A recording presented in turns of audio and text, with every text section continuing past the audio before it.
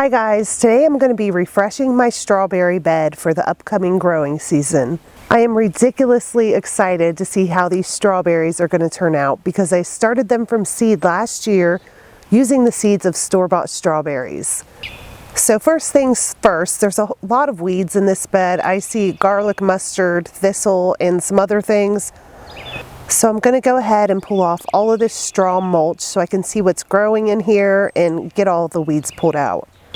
And by the way, some of these strawberries did start producing fruit last year, but it was at the very end of the growing season and we had a frost before they could reach maturity. I'll put a link up on the screen to the playlist I created if you're interested in seeing the process of how I grew these strawberries from seed. I've got most of the weeds pulled out and now I'm going to fertilize the strawberry plants with a balanced 5-5-5 slow release fertilizer. Then I'm going to put some more mulch back on here. It was sparsely mulched with straw over the winter.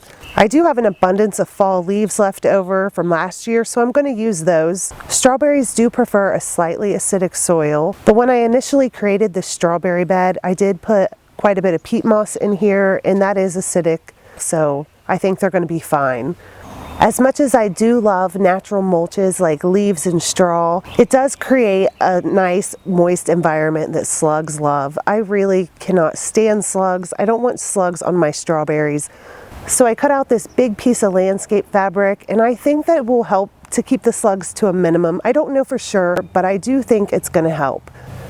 These strawberry plants are going to make runners, so what I'm going to do is when a plant makes a runner, I'll just poke a hole in the landscape fabric and stick the new little strawberry plant right down into the hole, and it will be able to root into the ground that way. And that's all for this video. If you enjoyed it, please like and subscribe. I would appreciate it so much.